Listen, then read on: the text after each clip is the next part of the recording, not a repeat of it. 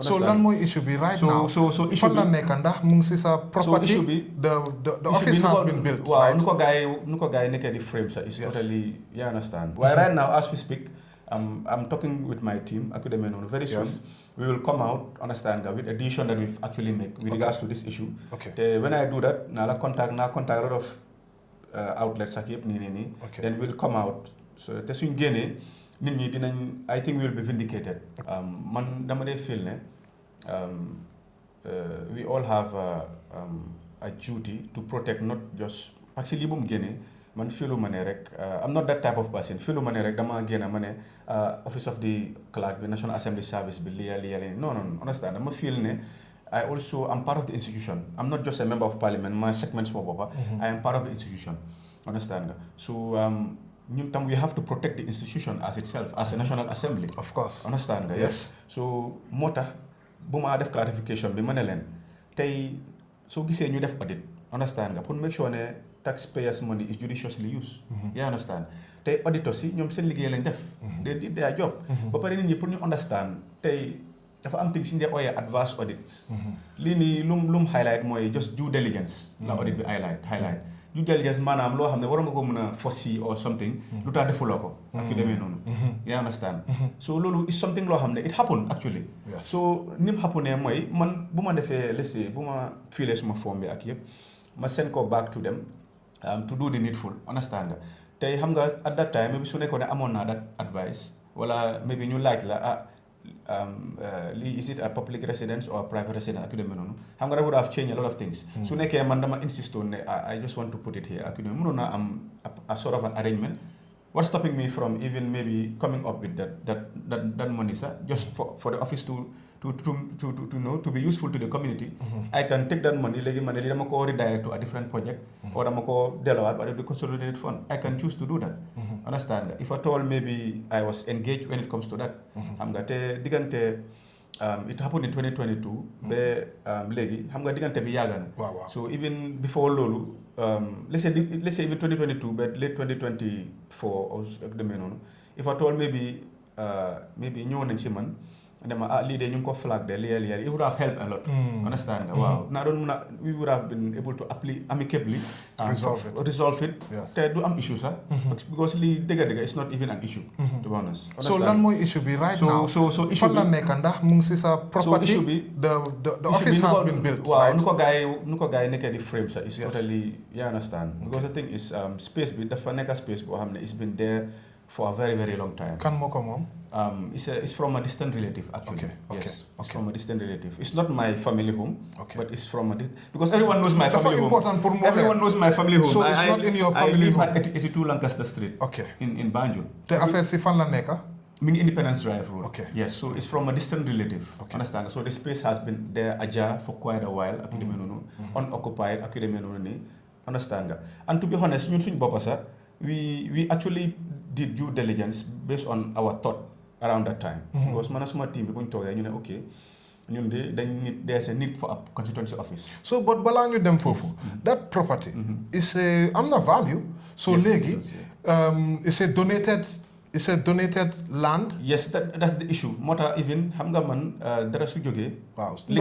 dama just bëggoon because of su ko value. Yes. xam naa ne dina because Banjul suuf dafa seer. That's true, yes, that's true. loolu tamit am na value si boppam. That's true, yes. xaw ma ndax dinaa mën a wax ne millions la moo nekk. Of course, yes. Wow. Yes. So loolu sax. loolu. You cannot have any space to do things like this in Banjul because everyone that knows Banjul is saturated. Wow. You understand? Because there's currently even a mass exodus of people. ñu jógee Banjul neexul leen sax waaye ñu ngi dem si Kombo si. Of course, space. Wow. You understand? So loolu mu xamu ne man suma team bi ñu ne ok léegi nañ try ñu identify an office. So bu ñu identify office and the thing is pour nit ñi ñoo déglu rek maybe nit ñi si nañ ne ak mbir yi nu mu baree nii yëpp lan moo tax ngeen war a tabax office.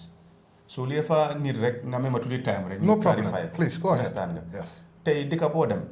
member of parliament parliamentarian dafa am a secretariat because nekkul liggéey boo xam ne liggéey caaxaan la yow xam nga ñun suñu liggéey tey dañ laa jox ay bills bills yoo xam ne si week bi yaa ngi war a deal with ñaata bills léegi yow député bi tey yaa ngi represent baati askan bi apart from yow sa problème yi goxee li nga waxee nii yëpp nii tey let's say minister of immigration ministry bi nañ indi bill justice indi bill bi jógee fële nii si week bi bill si nii la moo am seen pigeon hole bi understand nga léegi yow yaa ngi war a dem sa kër yaa ngi war a yow benn nit bi yaa ngi war a review all those bills pour mun a taxaw si parliament bi nga mun a defend si li nga ànda clause bi nga ànda wala bi nga àndu pour make sure ne bill bi pousse ni nga koo poussé dafa fekk interest nit ñi dafa bokk suñu liggéey léegi yow am nañ research unit boo xam ne is general but yow parliamentarian bi tey you don't have a research personnel understand nga yow amuloo koo xamante ni moo laa mën a réclamer lu bari when it comes to yëfi information ak yëpp nii xanaa willingly yow nga pare pour maybe nga am koy fay ku laa jàppale or maybe ñun ñi nga xamante ni tey yow dama dee reach out to yow yenn su nekkee dama bëgg a clarity yenn information wala ma am journaliste su ma xam based on seen domaine pour laaj leen ndax lii before may génn si public bi ak yooyu so liggéey bi yëpp dafa bëgg a suñu liggéey ak yeneen mbir yi ngaa def oversight dem si dex bi yeneen ngeen am trips outside am yëpp si liggéey réew mi la léegi tey soo demee Sénégal suñu nebo si tey they have a parliamentarian they am researcher am everything you understand yeneen dëkk yëpp soo demee understand nga ba pare tey yow ban député nga xam tey understand nga si député yu passé yëpp tey ndax yow mos ngaa toog understand nga gis a transition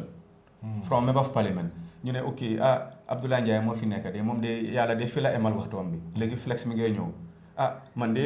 Abdoulaye Njie de mi ngay def présentation to flex ne ko lii laa doon yëngatu si lii laa doon toppa lii laa doon réglé pour nit ñi communauté bi ak yu demee noonu yàlla de nag suma wut sax fii la ko emale so loolu mooy sa aîné kañ la ñu am ak transition bi nga xamante ni muy even councilor bi muy député bi muy mayor bi muy wat continuity mu mooy continuity du dee am si public office because léegi dañoo ñëw ñu start from fresh so understand nga waaw te mel ni ku fa nekkoon mu deful dara exactly waaw te man dama nekk koo xam ne bu ma doon campagne everybody knows I had an agenda man nit ñi dew ma naan leen man de lii sànni leen ma non everybody knows ku nekk mun naa attest to loolu I had a 4-point agenda yu ma focus on 4-point agenda yooyu yëpp ma decipher ko bu si nekk ma wax specifically su ma ñëwee lan laa bëgg a def so man that blueprint moom laa nekk di toppa man depuis bu ma ñëwee into office understand nga yeneen sax mu am mbir yi nga def sax du neex nit ñi ak yu demee noonu but still because yow li nga jaay nit ñi loolu nga nekk di toppa that blueprint pour at the end of the day yow da ngaa delluwaat ne leen man de lii laa waxoon understand nga moo tax may work on the newsletter suma newsletter bi su ma ko publisher soo gisee bu ma ko before ma publish newsletter bi sax soo ko ubbee first thing loo njëkk a gis mooy the 4-point agenda because bëgg naa even reader bi kii read 4-point agenda bi soo ko readee den nga toppa content si ba yow sooy dem ba di tëj book bi nga mun a xam ndax kii mi ngi toppa agenda wala toppa ko understand nga lii yëpp accountability la bokka si accountability la bokk ak yooyu noonu lii mooy woon ñun luñ ñëwee dañ bëggoon a ñëw with a difference ñu ne we need ak community office boo xamante ni tey ba pare loolu soo gisee ma gën a taxawal office bi tey xam nga nit ki public office soo fa nekkee tey let's say man suma family home bari na ñoo xamante ni tey nit yi dañoo am soxla si yow ku nekk daf laa bëgg a jot soxla yi du jeex foog nga dimbale nit ñi foog nga nekk faa nit ñi foog nga def lu bari nii man rus naa sax tey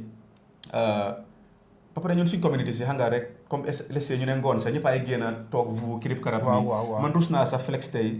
mi ngi am mu ma soxla tey yaa ngi ma soxla war a ñëw si man tey nga war a romba ay million nit ñëpp xam ne flex mi ngay ñëw si Abdoulaye Njie loolu man sa neexut ma parce que man di wéy daraay wok dama dee def lu nekk si sutura man ñi ma seetaan o suma constituents xam nañ man mbir yi nga xam ne yi fi fës la nii sa ay joxe li fi nii bokkuma si mbir yooyu man nit yi dañoo kool ñu ne ma lii wax ma seen soxla nii ak yooyu noonu ma fajal la koy sutura ma ñëw toogaat waaw even tey su nekkee yi fi accessibility la tey amul benn public official ku ma gën a accessible parce que man suma office bi sax dama ko dee tëj dama dee toog si biti di ataaya di vu ak yëpp pour kuy romba sax seen suma moto bi wala nga seen ma ne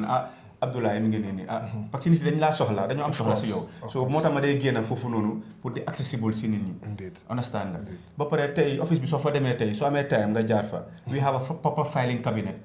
tey every single meeting boo xam ne amoon nañ ko tey is documented every activity boo xam ne am nañ ko is documented every single transaction boo xam ne ñu ngi koo def institution si yeneen mbir yoo xam ne ñu ngi koo toppa daal pour indil dara suñu nit ñi everything ñu ngi ko document ak yëpp nii because we are preparing for that continuity pour mu dem we want to be that benchmark we want to be that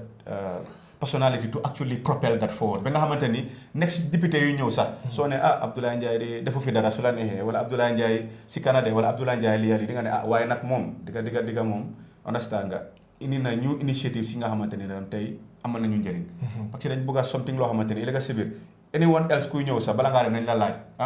ñun de da nga ñu war a update de yaa xam na newsletter format nga koo def o whatever li nga def de nii waaye bëgg nañoo xam yow diggante bi nga ñëwee ak léegi lan nga def si lan nga ñu taxawlu lan nga initiate pour gox bi li loolu that's the benchmark that I wanted to set te moo tax office secretariat bi dafa important ñu am office am fa secretary understand nga man maa ko nekk di fay ak suma own xaalis koo xamante ni moom mooy coordinateur yëpp parce que dañ dee busy understand nga moom ma dee help suma research work ak yeneen ak yeneen yëpp pour may soo gisee tey su ma taxawee assembly su ma wax dara kenn du ko daaneel ak yëpp nii it's because of amount of research bu maa def understand nga before ma taxaw foofu noonu yaa understand assembly service bi tam try nañ trop initially amoon na yenn research fellows yu dee ñëw from the university dañu dee attach dañ dee attach to the members understand nga they've really been very helpful tam to us ak yooyu noonu so office bi lii moo tax ñu taxawal office bi understand nga so handing over boobu dina am exactly waaw so lu gars yi di ragal ne bii moom si kiram la nekk de waaw déedéet noonu foofu noonu sax foofu laa bëgg a ñëw parce que foofu mooy di most delicate stuff la understand nga mooy di most delicate stuff dama feel ne tey understand nga su nekkee ne wàllu mbirum office bi la ak yu demee noonu tey su nekkoon ne initially buñ ko flaggee ñëw nañ si ma ne lii de ñu ngi ko xam nga dafa am internal audit sax before external audit bi su nañu ne lii de flag nañ ko de ak yu demee noonu nii yëfi kër gi nii naka la su nekkee yëfi paperwork la naa ko mën a provide su nekkee si existing su nekkee damaa dem si kilifa yi ne leen yëfi kër bi nii I will do that understand nga léegi su nekkee ne sax dama ne ok lii nii dama bëgg I can take the risk ma ne léegi let's say 270 bu ñu ma joxoon for the CDF ak yooyu noonu léegi dama ko bëgg a plowaat back to the community then mën naa amee suma office even suma time su jeexee sax I will have my office waaye lii nii li dem si office bi léegi dama ko understand nga plow back all those things yëpp are possibilities yu mënoon a happen so lii nekkul dara loo xam ne lu garaaw la or something loo xamante ne dafa corrupt act la or whatever like a lot of people ñu ngi ko passive ne kii dafa bëgg a su li fi ne nii moom lii di déedéet man like maa ngi si TV sa yeneen doo mun a doo dee wax yëpp ak yu demee man I think I'm way beyond that to be honest man su ma luusul dara pour askan bi man awma benn ite understand damaa jël si nit ñi yaa understand so these are things yi nga xamante ni rek dafa ni doon pour ñu clarify ko pour ñu mën a understand waaye right now as we speak I'm talking with my team ak yu demee noonu very soon we will come out understand nga with a decision that we've actually make with regards to this issue te when I do that naa contact a lot of outlets ak yëpp nii then we'll come out so te suñ génnee nit ñi dinañ I think we will be vindicated inshallah rabbi by the grace of Allah yes so it's just an unfortunate predicament because at some point politically these things understand nga they run at a cost as well of course because the thing is ñu wax ñu ne seytaane waxu dëgga waaye yaax na xel waxu dëgga waaye yaax na xel waaw parce que doo xam nit ñi nuñ koo jëlee ak ni nuñ koo interpréter ak yu demee noonu fekk li ñoo wax yëpp sax yàlla bi ñu tim xam na ne amut oo demeewut noonu ak demee noonu so lu ma gën a jël si sa binda bi yëpp si sa clarification mooy ne this building is not my personal property right it's a community asset established through the constituency development fund and my own supplementary contribution so sa own xaalis tamit génne na si te di nga bind ne I guarantee with full confidence and ease of mind to anyone who might argue over ownership of enactment on non-public property that this office is held in trust for the people it is not a personal asset léegi ownership bi moo nekk the main point of bone of contention right now ñu bari foofu la gars yi di jàppa ndax mun nga ñëw leeral kan moom property bi ba pare lan moo nekk décision ndax di ngeen transfer ownership boobu noonu si kan ngeen ko transfer si constituency bi la si national assembly bi booba member bu ñëwee rek foofu mooy sa office lan mooy décision bi lu ñu mun a wax kan moom property because of xam naa ne léegi moom yow suma xarit nga yow xam nga loolu of course yes but léegi su ñëwee rek of course because of su nekkutoon in doubt duma da doon laaj or bugg a koof but I think dina baax su du cause problem I think it was the best thing waaw kan moom property bi ba pare tamit ndax di nga mun a wax lan moo nekk di way going forward si property bi ndax dañoo transfer ownership bi yes. si kan lañ ko transfer si sa constituency bi ndax si National Assembly bi loo ñu mën a wax pour ñu jeexal moom dinañ ci sawar torop so initially ñun moom our initial intention was to make sure that once we are transiting apart from whatever has to do with paperwork or whatever understand nga that continuity aspect of li nga xam ne loolu lañ bëggoon a initiate ak yu demee noonu the structure was also part of things yi nga xam ne we were considering understand nga the idea of having that type of transition tam understand nga ak yëpp nii because man awma si problème you understand I don't have an issue with it but xam nga dara su jógee mu spark wax ak yu demee noonu dafa tax daf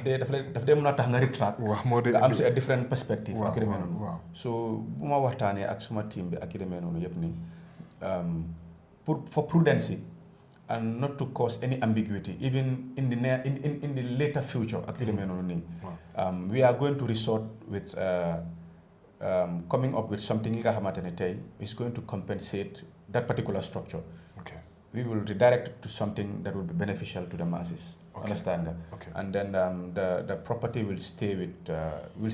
as it is. Understand that? Because the thing is, bëgguñ illegal civil suñ fi nekkutee sax understand nga doo suñ intention mooy pour that continuity waaye suñ fi nekkutee sax mun naa isi wax boo xamante ne at the end of the day kenn du xam boppa bay genn bi understand nga parce que yow sa tey nga xamuloo ëllëg leneen lan mooy say jur loo xamante ni tam maybe yow tey nga am doole bi pour mun a change di status quo mais mun ngaa dem ba tollu foo xam ne dara ambiguity si ñëw dafa difficult trop pour am a resolution around it so ñu ne pour bañ ay wax di jóg bañ ay lot of things so we are working as a team we will be coming out soon it will be publicized ak yëpp with a decision exactly as to how we're going to move further with this ak yu demee noonu but when it comes to the entity the structure itself ak yu demee noonu yëpp nii loolu moom bokkoon na su initial plan si but right now we feel that it's not going to work parce que people are going to take it in a different way people are going to take it negatively ak yu demee noonu and you don't know even when the next person comes ak yu demee noonu when certain things come up you don't know how it's gonna roll out whereby yow doo am doole bi pour mun a make any waaye loolu tamit I think ne mun nañ koo saafaral because of man gëm naa ne affaire si mu ngi fa already te fu mu nekk nii right now community bi ñu ngi koy use ownership bi suñ ko mënoon a transfer even to the National Assembly with the clear understanding that this is for the member for Banjul Central ku ñëw rek moom this because of suuf bi once suuf bi the ownership is clear and the property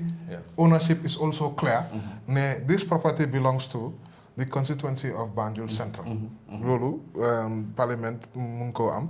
ba pare keneen su ñëwee sax amul benn choice because you have to hand it over it don't belong to any particular individual it belongs to that constituency and it belongs to so foofu exactly initially like I told you that was our initial plan ak yëpp nii you understand